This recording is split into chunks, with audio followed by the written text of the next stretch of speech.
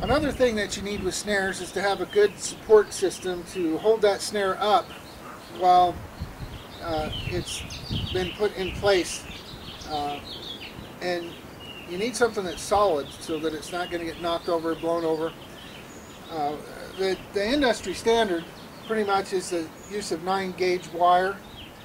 And what I like to do, because you want to stabilize that wire, is that I put a loop in the end of it right here. And by doing that, then I take a stake and I put a notch in the end of it, just grind a little notch, and I can put that right on top of that wire and drive it into the ground. And that little U shape down there will hold that wire solid so it doesn't twist and turn. It's solid right there in the ground. Without the U shape in there, it's going to twist, it's going to turn, it's going to blow over on you. Now that you got the stiff 9-gauge wire there to help you out, on your snares that you get from me and from many of the other trap companies, have a little piece of tubing, or it has a little piece of metal wrapped on there that's called a whammy. And what that does is that just slips over the end of that 9-gauge wire like that, and it'll hold that snare in place till that animal comes along, gets caught, and then that'll pop off. And it's just a real slick, quick system that you can use to hold your snares in place. And one of the other systems that that some of the trappers use is called the kill pole system. And if you notice on this kill pole, I have a piece of pipe right here that's welded onto the side of the kill pole. And that's so that you can just slide your wire down in there and use that as a support. And it's the same type of deal. You just put your wire where you want it. You take that whammy and you just slip that right on there, and you've got your snare support, and you can adjust that however you want in there. And it's solid. Now, another thing about the kill pole, the invention of the kill pole, so when that animal gets caught, the rebar has these little ribs on the side of it, and that animal will wrap around and that cable will get caught in those ribs, and that animal can hang itself right there, so it'll expire quickly.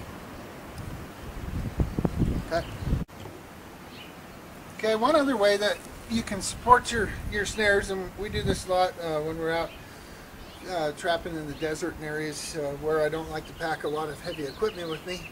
I just take a roll of this 16-gauge tie wire, and I'll cut a length of that off, and then I spin it so it doubles up on you. It gives you a little bit thicker piece of wire.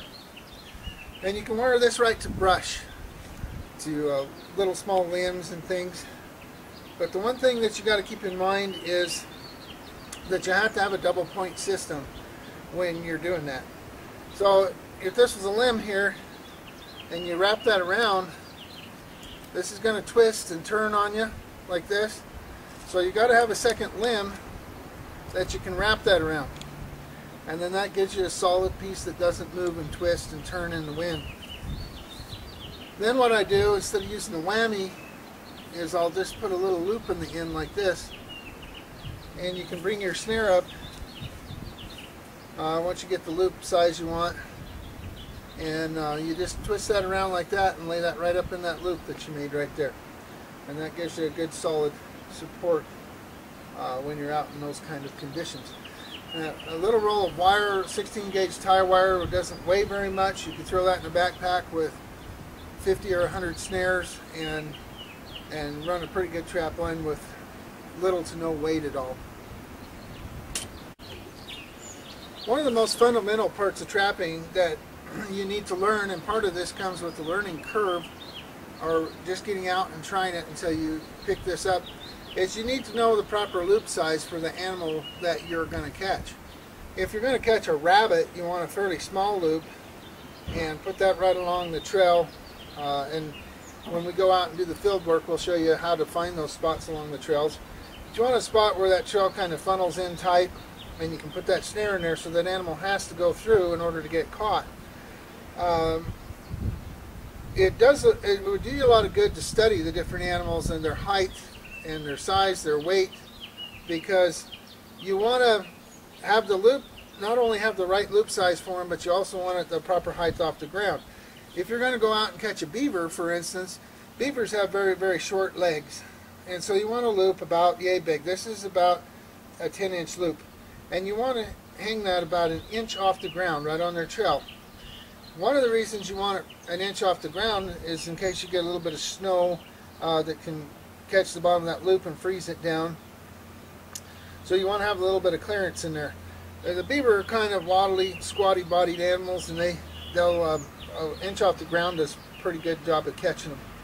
If you're going to be catching raccoons, for instance, you want to have that a little bit higher up off the ground, a little bit smaller loop. I like to run about an 8-inch loop, which is a little smaller. And you want to have that off the ground, about somewhere around 6-8 inches off the ground for the raccoons. If you're going to catch a bigger, taller animal like a coyote, or even like a wild goat or something, if you're trying to get it for survival, you want a loop that's about 12 inches, and you want it about 12 inches off the ground. Now the span across my two fingers here is 9 inches, and so that gives you a pretty good indicator. Just find something that you know the measurement of, and so you can estimate the height and size off the ground. What you want it to do when the animal comes in is you want this bottom of the loop to hit that animal right in the chest, right below the neck, and then that will collapse in on top of that animal and tighten up on them. If you are trapping bigger animals, like if you're going to go try and trap a timber wolf, for instance, they recommend about an 18-inch loop, about 18 inches off the ground, and so that's quite a bit bigger. And also, if you're using these for survival, if you're trying to catch deer, you're trying to catch moose or elk or something, you need to adjust that for the height and size of the animal. And a lot of that just takes a lot of practice, a lot of time at it.